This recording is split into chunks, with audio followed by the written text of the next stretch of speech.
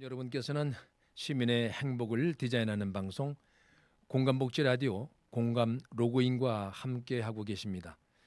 공감 로그인 2부에서는 가정 문제와 청소년 문제를 전문가와 함께 풀어드리는 공감 다락방 코너로 준비했습니다. 오늘 공감 다락방 첫 방송 초대 손님은 자녀의 진로 지도에 필요한 다양한 정보를 함께 나눌 분을 소개해드리겠습니다. 재능 디자인 연구소 소장이신 손영배 박사님을 모셨습니다. 박사님 어서 오십시오. 반갑습니다. 네, 안녕하세요. 예. 반갑습니다. 네, 네. 재능 디자인 연구소 소장 손영배입니다. 네. 소개를 좀 감사합니다. 해주시죠. 네, 재능 디자인 연구소는 청소년들이 자기의 재능을 스스로 찾고 그것을 디자인해서 네. 스스로 적합한 진로를 찾아갈 수 있도록 도와주는 연구소입니다. 아, 네. 제가 한 30년간 이제 교직에 몸담고 있으면서 퇴직을 지난 2월 말에 했거든요. 바로 3월 1일자로 네. 재능 디자인 연구소를 열었고요. 그 재능 디자인 연구소를 통해서 마지막 학교 생활을 정리하는 입장에서 지금 이거 홍보해도 되나요? 아, 괜찮습니다. 네, 괜찮습니다. 네, 이제는 진학이 아니라 진로다라는 네. 책을 정리해서 냈고요. 그리고 이 책을 통해서 우리 독자들이 책을 통해서 스스로 자신의 진로를 찾아갔으면 좋겠다라는 네. 이제 기대를 가지고 책을 편찬했고, 그 이전에는 그 시리즈 책인데요. 이제는 대학이 아니라 이렇게 한번 보여주시죠. 네, 이제는 네. 대학이 아니라 직업이다. 직업이다. 이거는 지금도 6년 전에 나왔던 책인데 네. 3판으로 꾸준하게 읽혀지는 그런 책으로 소위 베스트셀러로 청소년 네. 분야 네. 이렇게 네. 자리매김하고 있는 책이고요. 그 밖에도 이제는 대기업이 아니라 강소기업이다. 또 출간했고요. 그 밖에 여기 다음에 혹시 기회가 되면 이제 이야기할 청소년을 위한 300 프로젝트 네. 자기개발서고요. 진로 독서 워크북도 개발해서 출간했습니다. 이런 출판 활동을 통해서 우리 아이들이 또는 부모님이 진로에 대한 고민을 조금이라도 덜어줄 수 있다라고 생각하고 활동하고 있습니다. 이제는 대학이 아니라 네. 직업이다. 이 책을 6년 전에 쓰셨다고 네, 했잖아요. 네. 그때만 하더라도 이 입시에 올인하고 있는 이 사회 분위기상 이 책을 쓰시면서 상당히 용기가 좀 필요하셨을 것 같다는 생각이 들어요. 예리한 질문이신데요. 제가 6년 전에 이 책을 쓰기 전에 처음으로 쓴 책이에요. 네. 저는 이제 음. 소위 진로 교사로서 진로 작가 체험을 하다가 진로 작가가 된 건데 실제로 네, 네. 5년을 준비했습니다. 제가 네, 책을 쓰지 않은 그런 이제 공학도가 네, 네. 이걸 책을 쓴다는 게 쉬운 일은 아니었는데 그렇죠. 네. 몸 닿다 보니까 우리 뭐 방송이라 좀 심한 말씀을 드리긴 좀 어렵지만 네, 네. 소위 직업 진로에 대한 이해가 너무 낮아서 제자들을 생각할 때 너무 안타까운 거예요. 그래서 네, 네. 소위 열이 좀 뻗쳐서 이제 동기부여가 됐고 네, 준비하는데 그냥 오랜 시간이었어요. 당시 말씀대로 네, 이 책은 관심 밖의 책이었죠. 왜냐하면 당시의 분위기가 대학이 아니라는 거에 대해서 네, 네. 사회적 분위기를 방증한 거겠죠. 하지만 제가 이 책을 통해서 한 번도 대학을 가지 말라는 얘기를 서술하지는 않았어요. 그렇죠. 네, 네, 네, 네. 대학뿐만 아니라 네. 다양한 진로 출구가 있잖아요. 네, 근데 그 네. 부분이 받아들여지지 않았었는데 최근에는 뭐 지금까지도 계속해서 줄곧 이렇게 꾸준히 읽혀지는 책이다 보면은 인식이 독자들로부터 계속해서 관심을 받고 독자들이 이거에 대해 공감하시고 리뷰해 주시는 걸 보면 제가 그 당시 시간이 그런 부분을 이제 사회적 분위기도 바뀌어가고 있구나 네, 네, 맞습니다. 라는 생각을 네. 좀 하고 있습니다. 이 책 중심에서 나답게 살기 위한 최고의 선택은 무엇인가? 어떻게 말씀해 주실 수 있을까요? 나다움이라는 단어에 대해서 좀 집중을 해야 될 것 같아요. 네. 나다움은 우선 자기 이해가 선행되어야 네, 네. 된다고 생각을 하거든요.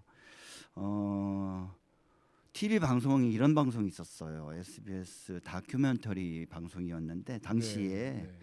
대이병이라는 거를 언급을 했거든요. 그 대이병에 걸린 학생의 수가 무려 66%라는 방송 통계를 보고 저도 충격을 받았던 기억이 납니다. 그러니까 중2병이 많이 우리 익숙한데 대2병이라는 거는 익숙하지 않거든요. 예, 그 당시에 그러니까 그랬었어요. 중2병과 같은 유사한 대2병을 말씀하시는 거죠. 유사하다기보다는 더 심각한 우울증세인 그러니까요. 거죠. 그러니까 네네. 중2병이 있었고 네네네. 흔히 우리가 뭐 성장 과정에서 있었던 중2병, 네네. 그다음에 고3병이라는 병도 있습니다. 아시죠?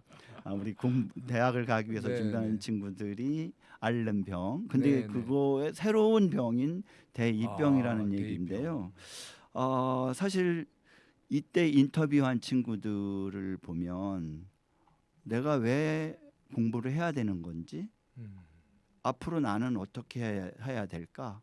사실 대2라는 것은 1학년 때는 대학 생활의 뭐 맛에 즐거움이나 그때 로망에 젖어서 생활하다가 그렇죠. 네. 이제 철이 들어서 2학년 때 되다 보니까 미래가 좀 암울하게 된 거죠. 네. 복학생도 남학생 같은 경우는 이제 군대 갔다 오고 뭐 유럽 군대 갈 때고 갔다 와서의 문제고, 그런데 스스로 자신의 진로를 찾지 못했던 거에 대해서 원망하는 거예요. 학교 시스템에 대해서 심지어는 분노했다라는 얘기도 하고요. 네, 원망을 지나서 이제 분노했다는 얘기를 하게 합니다. 아이러니하게도 그때 인터뷰했던 소위 그 S대 2학년 학생은 네네. 당시 수능 만점을 받은 친구였어요. 이제 좀 충격적이었죠. 그 말씀을 듣는 순간 네. 순간적으로 정체성이라는 단어가 떠올랐어요. 그렇죠. 네. 그러니까 자신이 뭘 좋아하고 잘하는지도 모른 채 네. 부모님은 대학 가면 무조건 뭐든지 네. 다 해결이 돼, 가기만 해. 거기에 맞춰서 수능했던 그 친구는 이제 분노와 우울 증세를 느끼는 친구들이 경험했던 바가 무려 66%라는 거에 대해서 저 진로교사의 입장에서 저도 네. 참 충격적이었어요. 안타깝고 답답한 마음 그지 없었죠. 그래서 저는 앞서서 얘기했듯이 나다움이라는 것은 자기 이해가 선행이 돼야 되고, 또 그 자기 이해를 바탕으로 스스로가 찾아가야지 그게 학교가 또는 부모가 대신해 줄 수 없다. 그렇죠. 그러니까 네. 그렇지 않으면 똑같이 대입병에 걸릴 수도 있다라는 것을 말씀을 드리고 싶네요. 아주 심각할 수 있겠네요, 지금요 상황이. 네. 그러면 어떻게 하면은 이 대2병을 좀 치료가 가능할까요? 저는 사실은 아이들의 재능은 다양하거든요. 뭐 하워드 가드너 박사의 이론 다중지능 이론에도 8가지의 지능들이 있는데도 불구하고 그동안 우리는 저 때는 말이죠. 나 때는 말이야. IQ라는 거를 그렇죠. 통해서 네. 이렇게 공부 잘하고 못하는 걸로 이렇게 구분했던 것 같아요. 네. 그래서 제가 앞서 소개했던 이제는 진학이 아니라 진로다의 맨 뒤에 에필로그의 일부를 읽어봐 드리도록 하겠습니다. 이 그렇게 부분에 해주시죠. 네. 제가 존경하는 학부모님께 그 당부의 편지글을 썼거든요. 네. 그 중에 3가지 당부 중에 첫 번째 당부의 글의 일부를 한번 읽어드리겠습니다. 네. 저 또한 역시 학창 시절 IQ 검사 결과 평균에 못 미친다는 사실을 알게 되었습니다. 주눅이 들어 위축된 마음으로 공부를 했습니다. 머리가 좋은 친구들은 쉽게 좋은 성적을 얻는 것 같다는 생각이 들어 부러워하기도 했습니다. 하지만 머리가 좋다거나 IQ가 높다는 것은 일을 잘하는 것과 별개라는 사실을 직장 생활을 통해서 깨닫게 되었습니다. 학창 시절에 관한 괜한 열등감에 위축되어서 세월을 보낸 것을 지금도 후회하고 있습니다. 라는 이제 글을 썼는데요. 이것은 제가 그 열등 의식을 괜히 가졌다라는 거죠. 당시에 하워드 가드너 박사가 얘기했던 8가지의 다중지능 이론에 의하면 이 IQ라는 것은 언어지능하고 논리수학지능, 즉 국어와 수학 이걸 잘하면 IQ가 높고 그러니 공부도 잘하고 우수한 친구고, 그렇지 않으면 열등한 친구로 이렇게 나눠졌다는 거에 대해서 어쩌면 저는 이제 분한 거죠. 속이 상한 거죠. 사실 네. 그 밖에도 그렇죠. 네. 6가지에 더 추가로 네. 다양한 지능이 있음에도 불구하고 음. 거기에 이렇게 매몰되어 있다는 사실이 네. 좀 안타까웠던 거예요. 네. 사실 그런 강점 지능을 발견하고 그 강점을 음. 강화시킨다면 자신의 진로를 찾는데 좋아하고 네. 잘하는 걸 찾는데 도움이 될 거라고 보고요. 음. 우선은 자기 진로를 스스로 찾는 게 굉장히 중요한데 그거는 직접 체험이 가장 좋은 방법이겠죠. 그렇죠. 예, 네. 다양한 네. 경험을 통해서 자기가 잘하는 게 뭔지 좋아하는 게 뭔지를 발견한다는 것은 음. 근데 사실 우리 서 박사님도 학교에서 근무를 해보셨으면 아시겠지만 학교 생활 중에 아이들이 그렇게 스스로 직접 체험을 하는 기회가 쉬운 없죠. 일이 쉽지 않죠. 많아요. 네, 네, 네. 없습니다. 많지 네. 않다는 거죠. 네. 네. 그러니까 어쩔 수 없이 수행 평가도 있고 시험도 있고 각자가 또 좋아하는 일 뭐 아무튼 놀다 보면 그럴 기회를 자꾸 놓치게 되는 거거든요. 그렇죠. 그래서 저는 그 직접 체험이 안 된다면 간접 체험이라도 해야 네. 되는데 간접 체험의 가장 좋은 방법은 독서라는 거죠. 그렇죠. 예, 그래서 네, 네, 그 네. 독서에 대한 말씀 음. 통해서 최고의 자신의 진로를 스스로 찾아가는 방법, 그 독서를 하는 것이라고 그 방법을 말씀드리고 싶습니다. 이 진로 독서와 그리고 이제 할 수만 있다면 기회의 여행 저는 이제 개인적으로 그렇게 얘기합니다만 그러면 이 진로 독서를 잘하는 간접 체험 이것이 너무 이제 중요한 것인데 어떻게 하면은 좀 이렇게 진로 독서를 좀 잘할 수 있을까요? 앞서서 직접 경험을 해서 제가 잘하는 게 뭔지를 찾는 게 중요하다고 말씀을 네. 드렸는데 단적으로 그 독서라는 거에 대해서 우리는 그동안 예전의 방식을 확 뒤집어야 된다고 생각합니다. 네. 수행 평가를 위한 독서, 뭐 예를 들어서 국어 시간에 수행 평가를 독서해서 제출하면 끝. 네. 이게 아니라 독후감을 제출하는 네, 그걸로 네, 이제 끝내는 방식이 아니라 네. 뭐 그것도 훌륭한 일이긴 하죠. 그걸 안 하는 친구들도 많으니까. 네. 근데 그 읽은 책들에 대한 리뷰를 디지털 세상에다가 온라인에다가 예, 기록을 예. 하는 거예요. 어. 그러다 보면 그거를 읽은 독자가 그 글에 대해서 댓글도 달아줄 수도 있고 또 좋아요해서 응원해 줄 수도 있고 네. 또는 일종의 다른 생각을 댓글로 달아줄 수도 있거든요. 그러면 처음 썼던 그 친구의 글이 네, 네. 그걸 반영하든 안 하든 뭐 오르면 좋다라고 생각하면 반영된다면 그 글의 완성도가 그럼 올라가게 되겠죠. 이래서 디지털 세상에서의 소통이 또 자연스럽게 이루어진다는 거 이것도 하나의 강점이 되겠습니다. 결과적으로는 여러 사람과 함께 소통하면서 네. 또 뭐 이런 어떤 평가를 위한 평가가 아니라 자신이 쓰고 있는 어떤 이런 글에 대해서 또 이렇게 긍정적인 평가를 받을 수 있고 또 용기도 얻을 수 있고 네.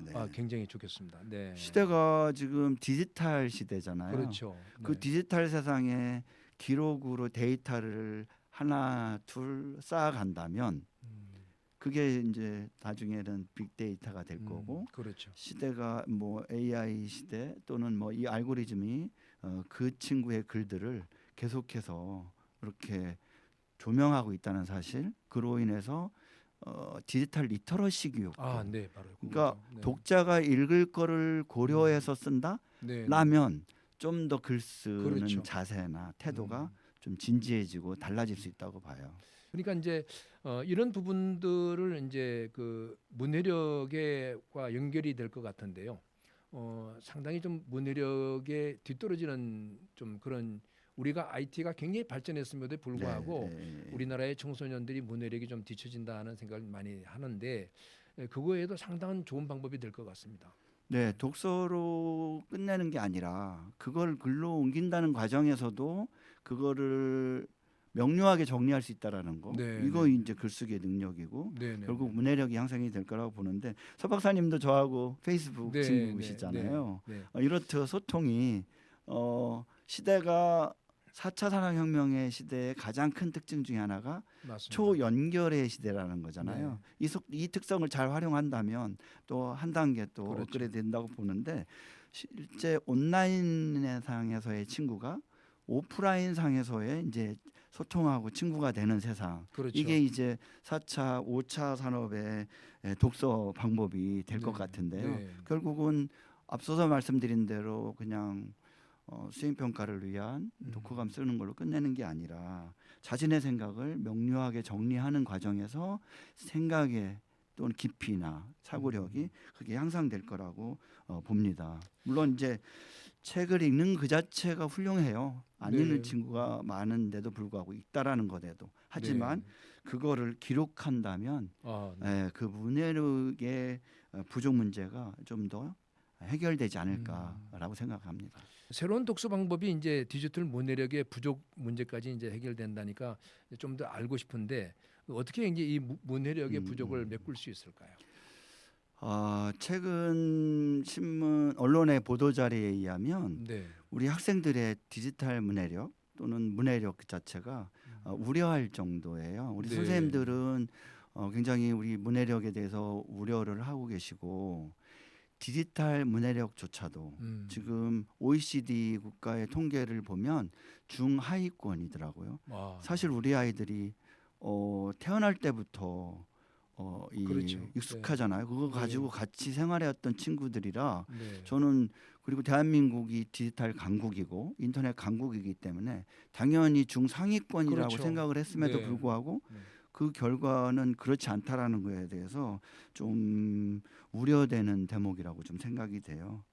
그 스마트폰으로 글을 읽거나 영상을 보고서 그 뜻을 잘 이해하지 못하고 그냥 그대로 받아들여진다면 네. 사실 우려할 만한 그렇죠. 심각한 네.